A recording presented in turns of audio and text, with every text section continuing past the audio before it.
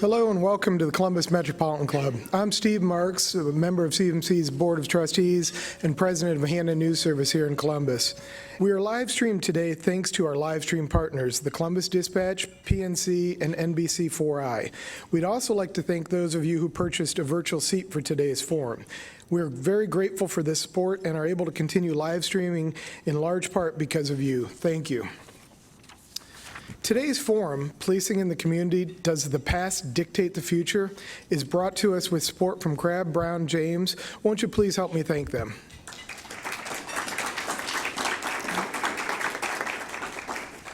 If you are young or new to Columbus, you might not be aware that the Columbus Police Department and Columbus City Hall have had a long history together, some of it healthy, some not so much. There have been divisions and disagreements over policy and procedure over the years. We hope discussing the history will shed some light on the current state of affairs and provide a pathway to progress. Let's welcome our experts. Larry James, Managing Partner, Crabbe, Brown & James.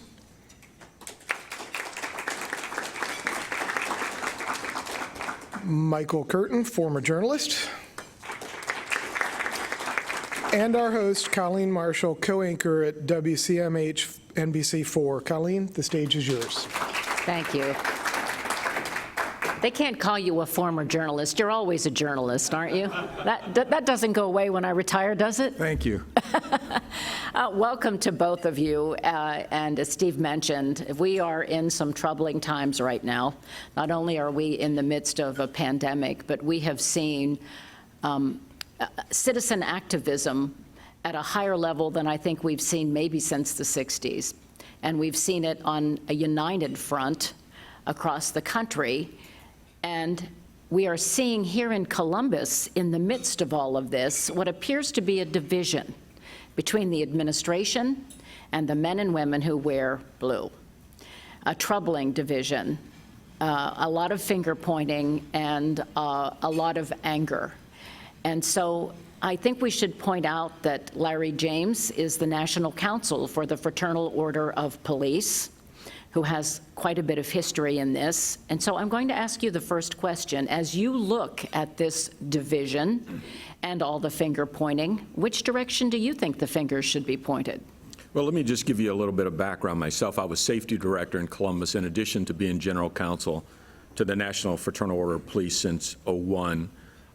In my early days in Cleveland, Ohio, I worked for the law department, second and third year, assigned the police department, moved to Columbus, worked in the city attorney's office, assigned the safety department under Bernie Chupka.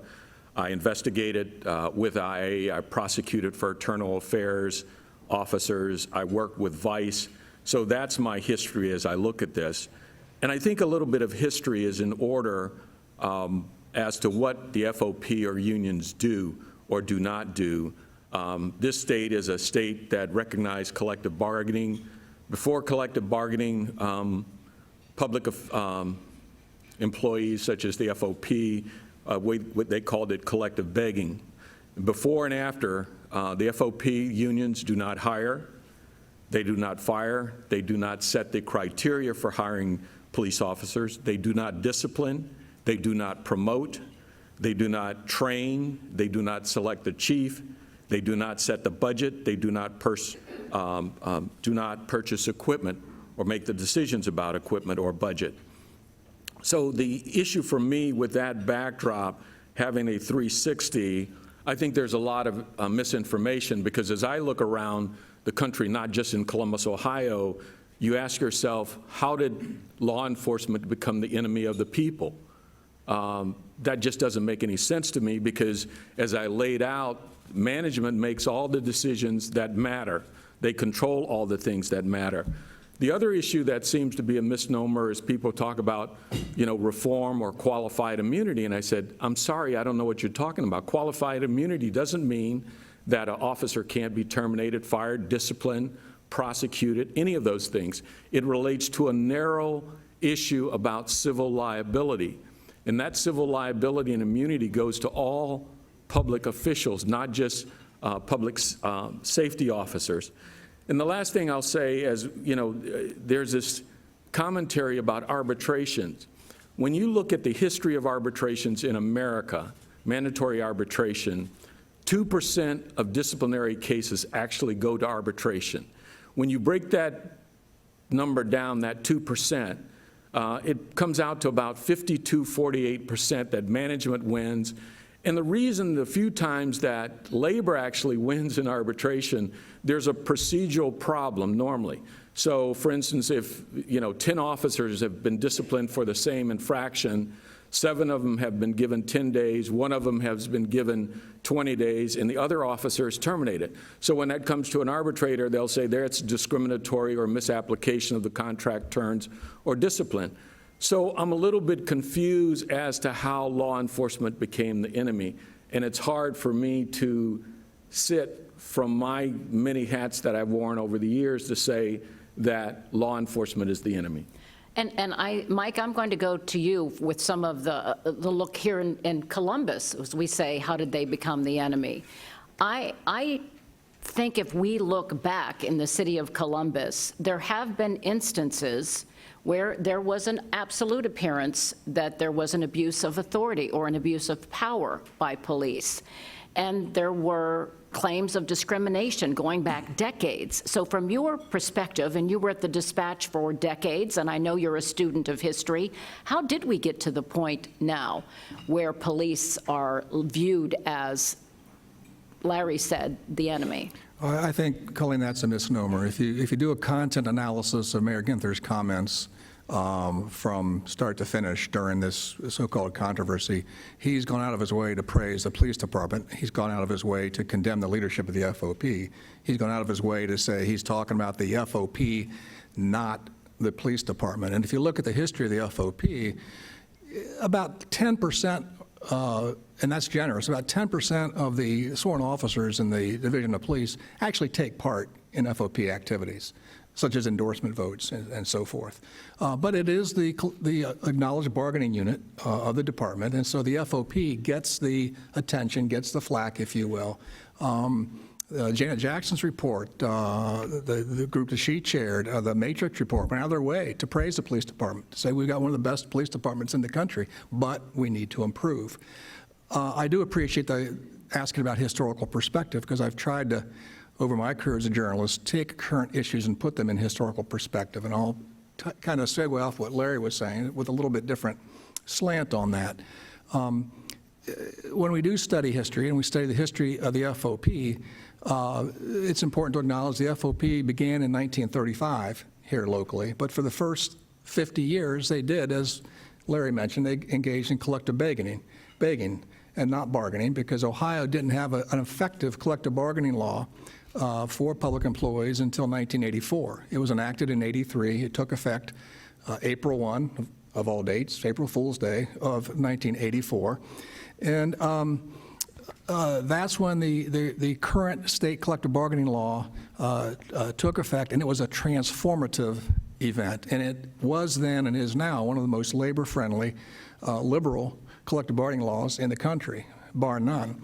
Why was it so liberal? Because in '83, '84, Democrats took power of the governor's office in both branches of the legislature for the first time in a quarter century, for the first time since the Mike DeSalle days of '59-'60. And there was all this pent-up demand. The public sector grew tremendously from the '50s to the '80s.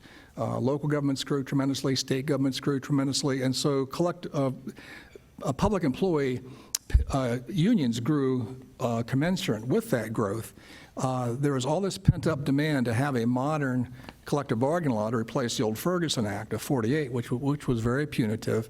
And the Democrats delivered for one of their key core constituency groups. So we got what we got. There was not one Republican vote in the legislature for that bill. It was passed with all Democratic votes. And it made just about everything, quote, all matters pertaining to wages, hours, or terms, or other conditions of employment, et cetera, subject to collective bargaining. The FOP then and now will say anything you try to do is subject to collective bargaining, whether it's so-called management right or not. And most importantly, for unions representing the public safety forces, police and fire, it requires binding arbitration for the settlement of all economic and non-economic impasses between cities and the unions representing safety forces. What does that mean? in practice. It means that when both sides cannot agree on wages, benefits, or even disciplinary actions, such as firing a police officer, the buck ultimately does not stop with the police chief. It doesn't stop with the safety director. It doesn't stop with the mayor. It doesn't stop with the city council. It stops with an arbitrator, an unelected, nameless, faceless arbitrator sent by the State Employment Relations Board to make the key decisions. Management rights are farmed out in Ohio. When the two sides can't agree, it's farmed out to one arbitrator. That's where the buck stops. And the FOP, as the bargaining agent for the Division of Police, has understood how to fully utilize the power the state's collective bargaining law gives it. The FOP historically has been the most aggressive of the city's three major labor unions. I hand it to them. They know how to use that law. They use it very effectively. They're very hard-nosed about it. And if you look at what's going on right now, the mayor is at war with the leadership of the FOP, not with the police department. And let's talk about that for a minute, because we have seen the mayor very effectively stand up at news conferences and say, it's time for a citizen review board, it's time for change, and point the finger and say the FOP will not cooperate. I spoke to the president of the FOP, who says we've never had the chance to cooperate because the mayor has never talked to us. So here we have these two units in the midst of what I think we could have termed a crisis situation that was going on the streets of Columbus. The two people who are responsible for at least how everything rolls out, the FOP head and the head of the city, don't talk to each other. So Well, that's just proven who's at by fault a story here? 2 weeks ago in the Dispatch. They did meet, and the meeting did not go well, but they certainly met, and there have been talks, but they've not been the kind of talks that the two sides are looking to, find. And part of this, in my view, is posturing. It's not a good word, but it's posturing for the upcoming negotiations. The existing FOP contract expires December 8th, so they're in the run-up to negotiations for a new contract, probably a 3-year contract. And, the court of public opinion is very important to both sides. And both sides, witness the billboards the FOP's taken out. Why do you do that? They're lobbying to gain advantage in the court of public opinion. The mayor's doing it and the FOP's doing it. Well, you mentioned that meeting. It was less than an hour, and they say they aren't really being heard. So I'll ask you, Larry, I'm sure, let's go back to Larry on this.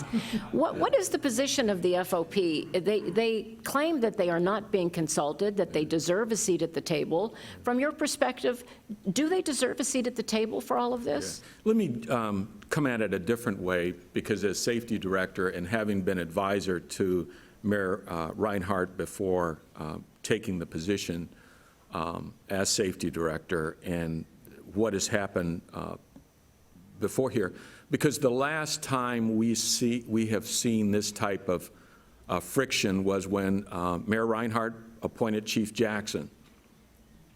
And the FOP at that time basically objected to the appointment. They showed up and they somewhat showed out. So I got a call from Dr. Booth and Bishop Clark as the new incoming safety director and said, what is your plans? Are you going to side with the FOP or are you going to side with the chief? I said, I'm not going to side with either. But here's what I will tell you both. This issue will cease. And if it doesn't cease, hold me responsible for it. This is not going to be a situation where we're going to throw bombs at each other, because it's not good for our citizens. It's not good for law enforcement. It's not good for building confidence with our citizens, particularly our black community, if you're going to say that this is somehow a racial issue. Because if, like we're seeing with election now, if you begin to say that there are all these faults with the system, then there is no confidence in it. So what I did is I called the FOP in and I said, look, folks, here's the way this thing's going to go. We're going to cut out this bannering back and forth. This is our chief. He's going to be our chief. Let's talk about what our needs are. And so as we moved into these policy issues, and for those who were around, Chief Jackson had a difficult start. There were a number of policies I reversed of the chief that I thought were not reasonable, not right. The idea of eating in the district, going to the bathroom in the district, I reversed those. So within about 2 months, we had a working understanding And at that time, the leadership of the FOP was Larry Deck. And there were some things we wanted to achieve. We wanted to increase minority recruitment. I called the FOP in. I said, I need your support on this. We created a budget of $300,000. We went to Roger Blackwell at the OSU, Fisher College, and we brought in the leadership of the fire department, and we brought in the leadership of the police department, and we began to move that 15% up. So under the Reinhardt administration, we began to see that increase in minority recruitment. The editorial in this morning's Dispatch talked about that. The Linden area, which had been a crime area at that time, we needed to take back that area of the city. We were seeing the same things then that we are seeing now. I called in Deputy Chief Rutter. I said, look, I need to saturate Linden with police officers. I don't care if they're on foot or they're on bikes, but we need to do this. And he said, that's a bad idea. And I said, why is it a bad idea? He says, we're not welcome in that community. I said, what do you need to be welcome in that community? We need to be invited in. So I had dinner at our house with Brother Donnell Muhammad, who was the leader of the Nation of Islam. And I said, Brother Donnell, I need you to hold a press conference. I need you to invite the police in. I need you to work with them, and I need you to help them. And I need you to send that message out. That's exactly what we did, and that's how ACE got created. Commander Rod, we were having problems in OSU bike area. I called Commander Rod in. I said, okay, you have this area. And he said, Director, what are you trying to achieve? I said, we're trying to make sure that police has a presence, that the students are not in harm's way. And he said, when would you like to implement that? I said, can we get it done in the next month? He said, I'll tell you what, we'll get it done in the next 2 weeks. Here's what I need from you. I need the idea of starting early, ending early, or doing whatever necessary. Don't put my people on a time clock. That idea of working together. And the one thing we did with the recruitment policy at OSU, you may recall, I'm probably one of the few people that has actually fired a chief. I fired the fire chief because he was not committed to the program of minority recruitment. That's how Harmon Duco became fire chief at that time. So to answer your question, that's the way friction should work. My idea as safety director, I said to the leadership in police and fire, you walk in that door, if you want to cuss me out, you want to call me names, we want to argue, let's do it. But when we leave this room, we're going to be in agreement because the citizens need to be served. And I think that's what needs to happen. There have been a lot of fights over the years between mayors and the FOP. It's just that they're more visible now. Until 2017, we'd never had the FOP take out billboards criticizing the sitting mayor before. That's new. But let me give you a couple examples of pretty good fights we had under Mayor Coleman in 01. Mayor Coleman's second year in office, there were a lot of complaints about disparate stops, racial profiling, cops stopping minorities for, minor things, taillights out, where they weren't doing that in white neighborhoods. So Mayor Coleman attempted to put a program in place to require the record keeping of minor stops, all sorts of things, so that the city can start building a database to examine that question. The FOP went to court. They said, you can't do that without bargaining with us to do it. They went to court. They got a temporary restraining order from Judge Dave Kane at the time, stopped the mayor in his tracks from doing it, frustrated Mayor Coleman to no end that he couldn't even do that without bargaining for it. But it's, and I give the FOP credit. They used the full extent of that law that Ohio has on the books. It's a very labor-friendly law. It requires administrations to toe the line. It gives the unions equal power with management, and they use it. Another example, a little more, I don't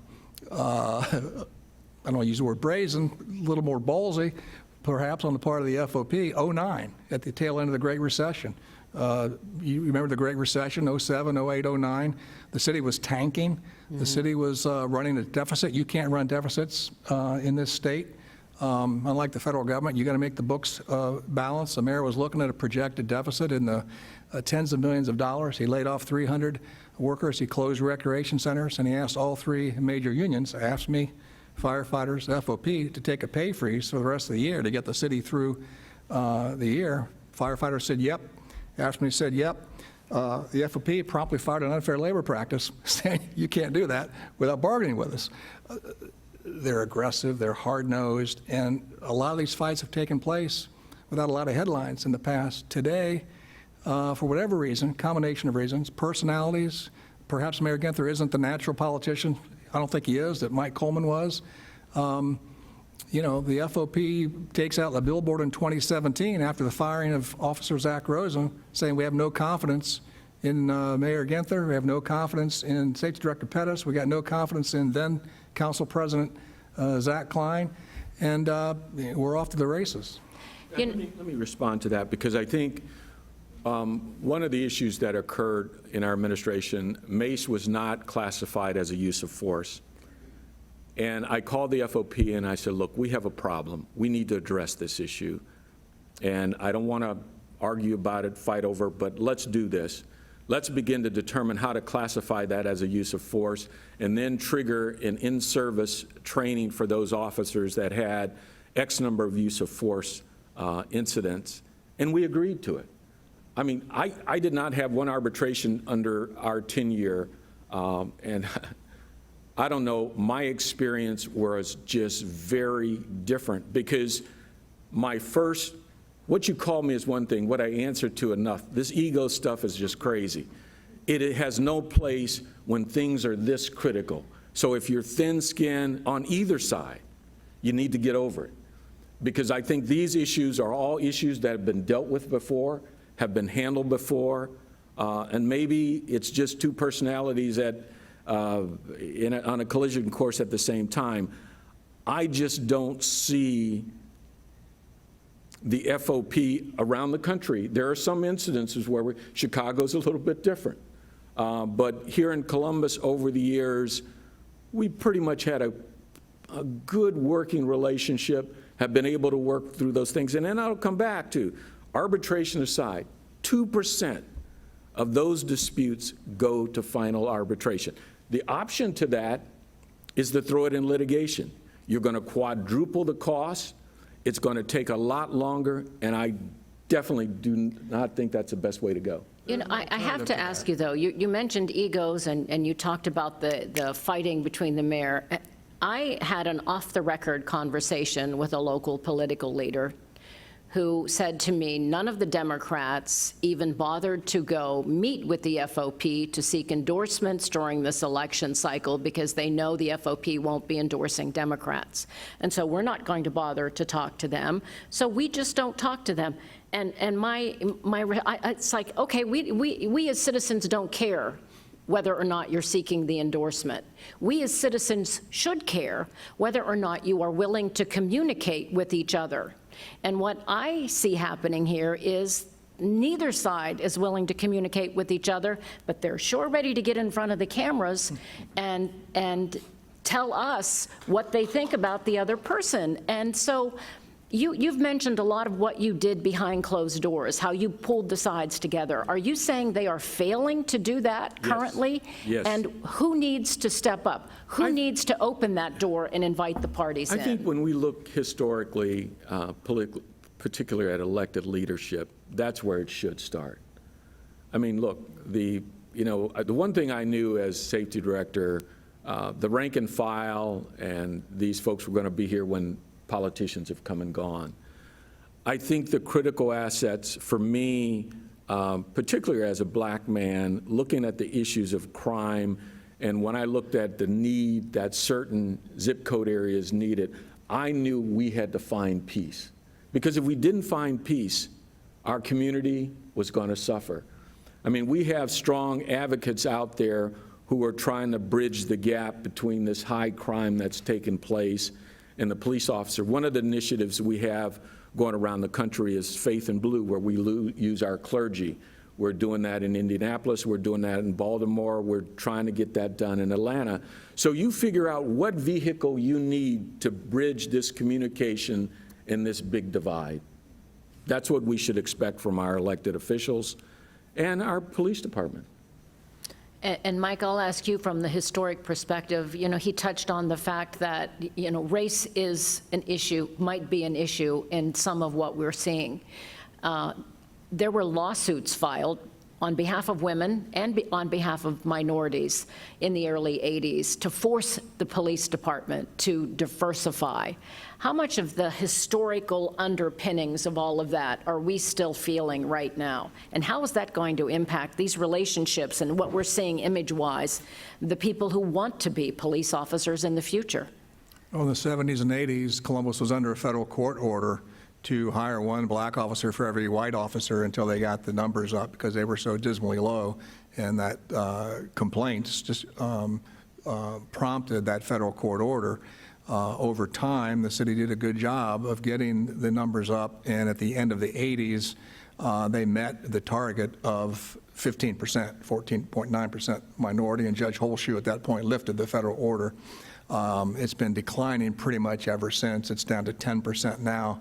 There's lots of reasons for that. I don't pretend to have all the answers, but the committee that Janet Jackson headed, as well as the Matrix report, lays out a lot of innovative proposals for getting those numbers up, working more aggressively with the community colleges, working more aggressively to perhaps even award bonuses to people who refer promising young people into police roles, all sorts of things. But I mean, Larry's a spokesperson for the FOP. He would know better than I, but I'm assuming there's still a meaningful stigma attached to police work among a lot of young African Americans, and it takes yeoman's work to overcome that, to get the numbers to where we need them to be. And certainly in the current environment, we can't ignore what's been going on around the country. Breonna Taylor, George Floyd, it's changing the image of the police. And Larry, we've been doing a show called The Conversation, where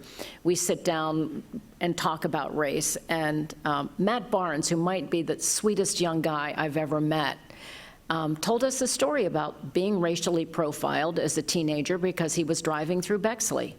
And he was pulled over, and they accused him of going 26 and a 25, and they harassed him.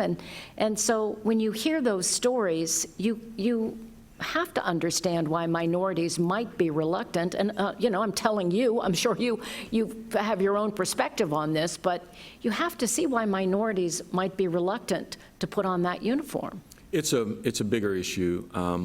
You're seeing larger segments of law enforcement retire early. You're seeing few of applications. I think applications are down almost 60% around the country for law enforcement, whether that's black or white. In Baltimore and Houston and Chicago, you have a larger presence of black and minority officers. But here's the problem we're having if this dialogue continues, and whether you try to departmentalize and say it's the FOP leadership versus the rank and file, officers do not make those distinctions. So what we have to be careful of is we don't send this super chilling effect on applicants who would otherwise want to join the force and will not, because those numbers are shrinking. This new generation do not stay in the same job the same amount of time as our generation. You're looking at a 20% increase, early increase of retirement. You're not able to find the body, so what's going to happen, the standards are going to be lowered to get warm bodies. And I tell people, I did this to the Federalist Society, I said to them, be careful what you wish for, because you're going to have a department that's the criteria of admissions is going to be lower, and you're going to constantly lose those senior experienced officers. I think Columbus has one of the best police departments in the country. And I look around, and we are the poster child in many jurisdictions. And all you have to do is go around and canvass the other departments. So I would say that clearly we need to figure out how we're going to bridge this diatribe and these accusations back and forth, because that's not what leadership does. Another important point, and this is a point that offers hope because it unites the left and the right. You can find seminars on the Charles Koch Foundation website and seminars on the left, from left foundations. And what almost everybody agrees on, including working police, is that we need to see a new model develop for 21st century policing. The stats show us that roughly half of all the runs that police go on in this city and in almost all cities have one way or another something to do with substance abuse and or mental health. And do we always have to have a uniformed officer who's trying to enforce the law go on those runs to take care of these mental health issues and these substance abuse issues? And the answer is maybe.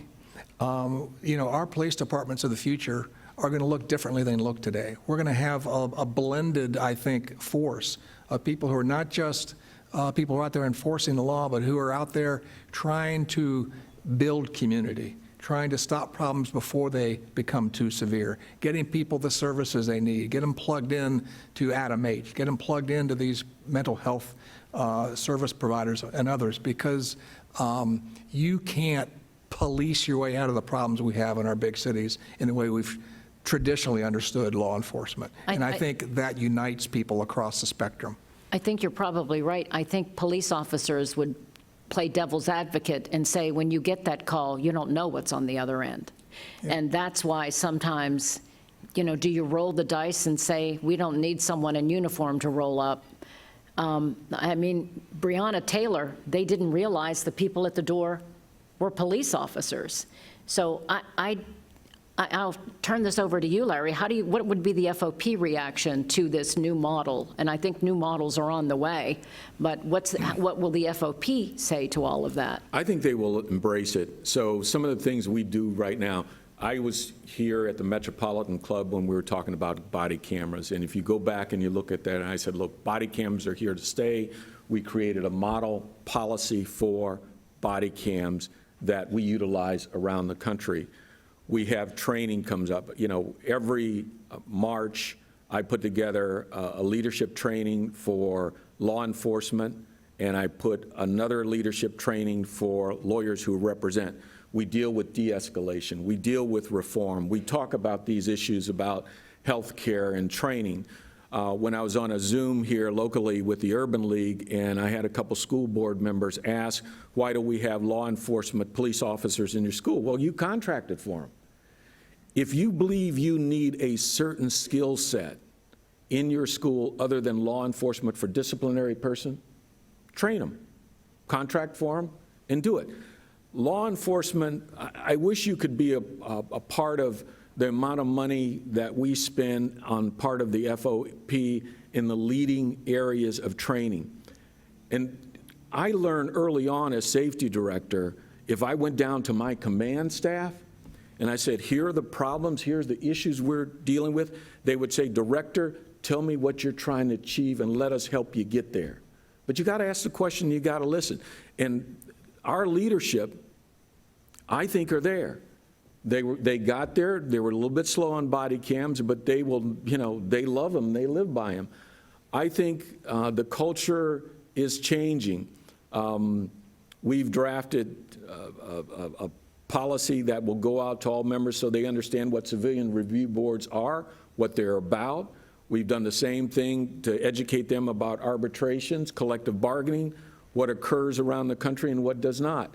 And all these issues that you're talking about, I could show you our blueprint of what we're doing, and we're trying to lead in those areas. Well, to that point, and Colleen, you covered this 2 weeks ago when former Chief Jacobs, former Chief Distelzwag, and former Deputy Chief Rockwell had that press availability.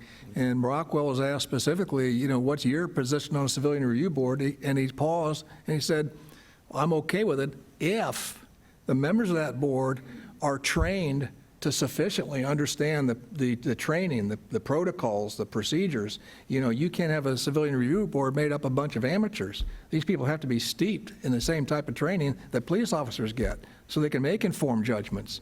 And I think there's potential there, quite frankly. I tend to be a glass half full person more than empty, but I think once we get past some of this heated rhetoric between the FOP leadership and the mayor, there's common ground to be had about a civilian review board, because it's coming.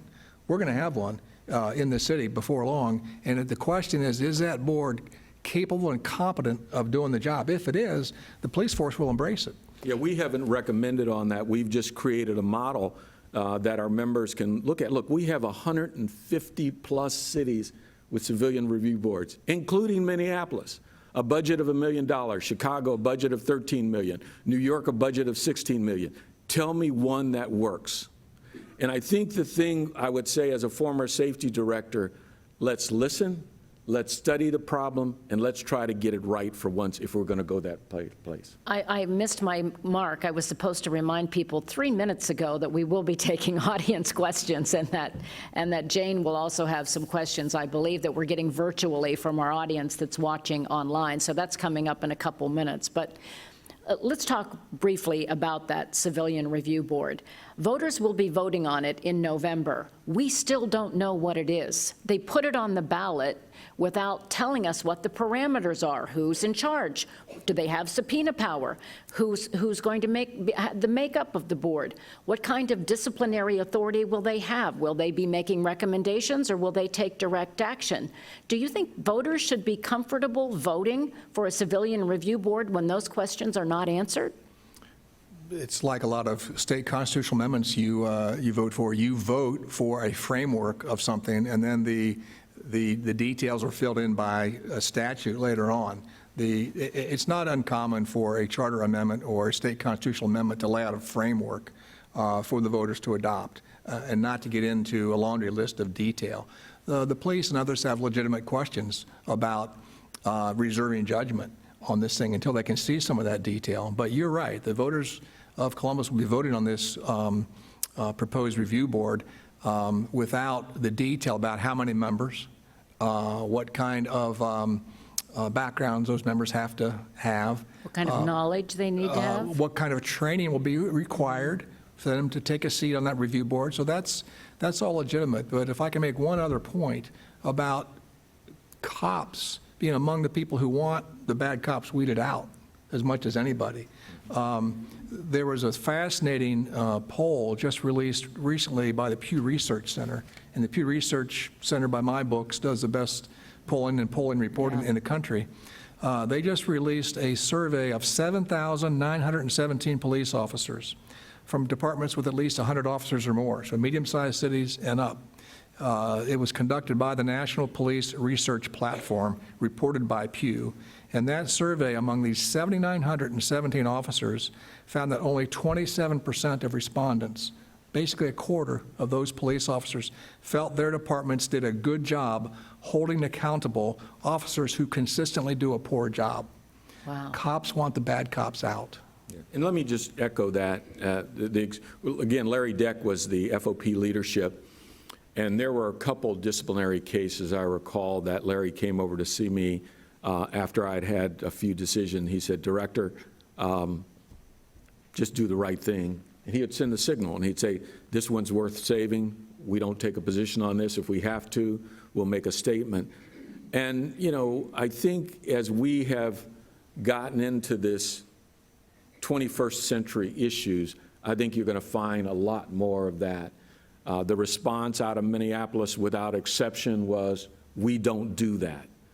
Those regulations were on the book in Minneapolis. That technique was trained in Minneapolis, and we thought it was horrible. So. Yeah. All right, Jane, we're going to let you go and ask our, I'm assuming this is a virtual question coming up first? We have some that came in online as people registered, and then we have some virtual questions as people Okay. are watching today. So I'm going to start with this one because it addresses exactly what you just talked about. Richard Needles from Protective People Strategies, LLC. If 99% of officers are good, that means 1% are not. CPD has 1,800 officers. I would expect that 18 a year would be fired. Over a 30-year period, there would be 540 terminations of, quote, bad cops. Do these numbers hold true? Have 450 officers been fired in the past 30 years? And if not, why not? I couldn't speculate on that. I'd need a lot more information to look. Somewhat I can tell you that Chief hypothetical. Jacobs, in the news conference that Mike referenced, she talked about the fact that she herself had, over the course of her time as chief, I think she said fired, you listened to that, Mike, didn't she say 27 people A couple of them went to review, and the citizen reviewer, the arbitrator, overturned her decision. But there have been firings, and there were some that the arbitrator sided on the same side as the city's position. Hi, could you introduce yourself and tell us your question? Sure, Colleen. Actually, you work with a former Panther that I went to Linden with in Charles. With Carrie Charles? Carrie Charles, absolutely. So, so Lamar Graham, graduate of Linden McKinley. And I just heard you say something, Mike, that something that's been a thought in my mind, and I wanted to publicly say what I'm thinking. And I heard you just say about 27% that you said bad cops or good cops want bad cops out. Or cops want... 27% of the surveyed officers thought that their department did a good job holding accountable those cops who are consistently bad performers. Yes. I don't know what you all think about this. This is, I'm sure it's probably already proposed. I'm sure that it's already been in the books. This is nothing new that I'm sure that I'm thinking of. But my thoughts is give us 5, we'll give you 5. Give us 5 bad cops that you know who are terrorizing community. And we'll give you 5 people from the community who are terrorizing the community. Let me see if I can respond to it. Sure. Yeah, the role of the FOP is comparable to the role of the lawyer. There's a duty of fair representation. There's a legal duty that union members have to defend their members and make sure the system and due process works. If that system works, we're all satisfied. My first 3 cases of termination were 3 black officers on 3 shoddy investigations and recommendation of termination. I reversed the chief in every one of those. Once you go down that slippery slope of lessening the standard and not allowing due process to work, you compromise the system for everyone. Can I make a point? Sure. To piggyback on that, I found an article in the Dispatch from June of 2018. They took a look of 10 years worth, a decade worth of FOP grievances. And it's important to note that in 38 cases in which a Columbus officer was fired, the FOP did not contest 75% of them. Correct. Okay. They did, to Larry's credit, I mean, his point is accurate. They are judicious about which cases they take in grieve and which ones they don't. 75% of the fire cops did not get support from the FOP to do a grievance. Of those that did, according to this June 2018 Dispatch article, of 9 firings, 6 were overturned, 3 were sustained. In 23 cases in which there was discipline short of a firing, in 17 of the 23 cases, or 74%, arbitrators issued rulings overturning the level of discipline that the division had imposed. Okay, thanks. And your next question? This is from County Commissioner Marilyn Brown. How do both sides get beyond where we are today to make progress for our residents? Interesting question coming from someone who's in a position of leadership. So, Larry, let's hear your thoughts on that. Mike knows when I go back to the days of Jerry Hammond and that kind of politics, and everyone knows that Buck and Jerry hated each other. I mean, they couldn't agree on the day of the week. But on the issues that counted, and I mean, there were sometimes Jerry wanted to go to fisticuffs with me over trying to move him a certain way. We got there. There was a commitment that at the end of the day, the ego was locked away, at least for that time period. The discussions took place, and a solution was had. Who has the non-compromising ego now? I'll leave that for God.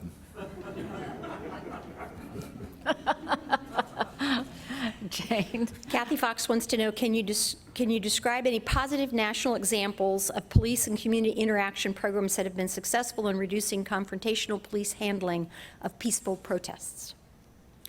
Until this recent uprising, Indianapolis had a great model. What Rick Snyder had done over there as president of the FOP, working with the black clergy, and then brought the entire faith-based community together and began to take out billboards, begin to have community meetings, the One Cop initiative, the Faith in Blue. We were having great success until this recent episode. In Atlanta, we are starting to do that again, but when all of this, after the George Floyd situation, everything was put on the back burner. Now, I was on a conference call the other night with the FOP leadership, and we put $25,000 to that initiative that we are going to, again, roll out nationally. We're putting together a working kit, and we will bring in our leadership to assist those community to put those initiatives together. It's important to note, all the sparks can obscure the positive trajectory that we've been on for a long time. Complaints about Columbus Police have been on a downward trajectory for a decade. 10 years ago, there were 647 complaints against Columbus Police. Last year, there were 246. Those numbers have been coming down year by year by year by year. We've been on a very good trajectory in terms of how our police interact with our citizens. Well, and I'll ask a question for myself. Are there programs where police officers have interaction with grade school children and middle school children, perhaps thinking of long-term recruitment to begin to help children understand the role of police and that develop relationships at really young ages? I think one thing I've always said, it's about the staff, the number of staff, lack of staff. Mike talked about, right now, we don't have community policing because the police officers are running from crisis to crisis. We look at the number of officers are going down. We look at the budget. It's expensive. Safety takes up 2/3 of the budget. The question then becomes, how do we reprioritize? So we agree on the reform on reprioritizing if it helps us better police. We used to have the DARE program. We used to have other programs, Hot Pursuit. Those things are all gone now. Police Athletic League. Yeah, they're all gone. Perhaps retired police officers, or is there such a thing that they could get involved as volunteers? I think that if we can quiet the noise, and leadership comes out, I think we can get there. I know I was in Kansas City a few years ago, and we were having this same discussion, and the political leadership began to make those kind of overtures in bridging those gaps. Sir, we're going to let you ask the final question. We're almost out of time, so if you can introduce yourself. My name's Bill Grindle. Mr. Curtin, Ms. Marshall, I guess my question is probably more posed towards you. Your point, Mike, that the numbers have been going down for 10 years. If we pay attention to what we see in the media, and I think there is such a divisive mood in our world right now, what can you do as journalists to help make sure that truth overrides? That story is not only told when there's a spark. You want to hit that first, Colleen? Yeah, well, I will tell you, the media gets a lot of criticism saying you only focus on the negative, If you watch a newscast, all the stories aren't negative. But they certainly get a lot of intense attention. And I had a news director who told me one time when we were talking about this criticism, if you're driving down the road and you get a flat tire, you pull over to the side of the road. Do you get out of your car and praise the 3 tires who are doing a good job, or do you pay attention to your problem? And I think that's kind of what we do. We pay attention to the problems, and quite honestly, social media, the availability of police body cameras, we can now see it. And when we see it, I think we have an obligation to show it to you. Let me put in a pitch for my old employer, the Dispatch. I think they're making an attempt to do some stories like that. 2 weeks ago on the front page, they featured an officer whose beat is on the west side of Columbus, and it was all about him rescuing women from human trafficking. It was a hell of a story. Yeah, it was a And great when I story. saw it, I thought, boy, that's the kind of stuff they need to do more and more and more of. You know, find those officers who are doing that heroic, life-saving work and tell their stories. And I just did a feature story on police officers who were working as resource officers in high school and also became coaches at those high schools. So we do try to, we do the positive stories. It's just they don't probably stick in your mind as much. And I think we're about done. We thank both of you for being with us. We could probably talk about this all day, but thank you so much for sharing your information, your expertise. Great. I hope you enjoyed today's forum. Found a lot of historical information. I've been in Columbus since 1985, and I learned quite a bit today listening. So remember, if you like CMC, you can join right now at the columbusmetroclub.org and receive 2 months bonus membership. That is expiring soon, so take advantage of that. And don't miss next week's very special event, Black History 101 Mobile Museum, right here in the Boathouse. It's the first time this is in Columbus, so it's a great opportunity to catch it. Schedule your tour time. Don't miss the luncheon conversation at noon as well. Thanks to our sponsors today, Crabbe, Brown, James, our live stream partners, PNC, the Columbus Dispatch, and NBC4i, and to our online virtual seat patrons, thank you. A special thanks to our speakers, Larry James, Mike Curtin, and Colleen Marshall. Thank you. We hope to see you again soon, but until then, be well and be safe. Thanks.